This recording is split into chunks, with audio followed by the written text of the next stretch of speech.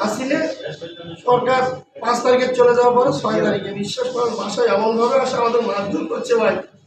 আমার একটা ছোট নাতি ছিল, তার হাতটা ধরে আমার বেঁচে ছিল বিল্ডিংয়ের উপরে। আমি বলছি ভাই আমি এমনি ছাড়িয়ে দিচ্ছি।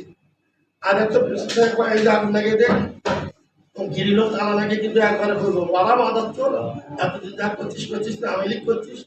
সত্যিকারই কথা ভাই, আমি কোনো গল্প করি না, আমি সাধারণ রুটির ব্যবসা করে খাই ভাই।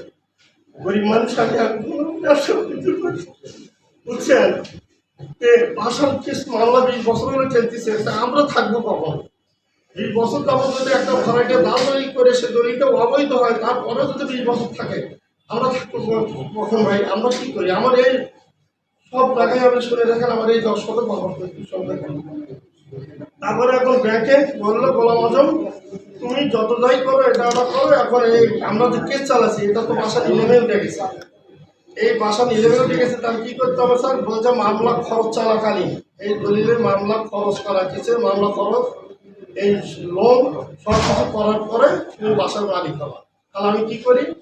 তখন বলো সবারই তুমি একটা দলিল করে নাও। তখন আমি আবার রেজিস্ট্রির দলিল করে নিই। সেই রেজিস্ট্রি দলিল মারফতে আমি যা ব্যাংকের হাউস হোল্ডিংয়ের সাথে উকিলের সাথে পরামর্শ করে তখন আমাকে ওই ছলনামা করে ব্যাংক আমার দায়ভার সব কিছু দিয়ে দেয়, দিয়ে ওই 7 লক্ষ টাকা পরিশোধ করার জন্য আমাকে করে দেয়।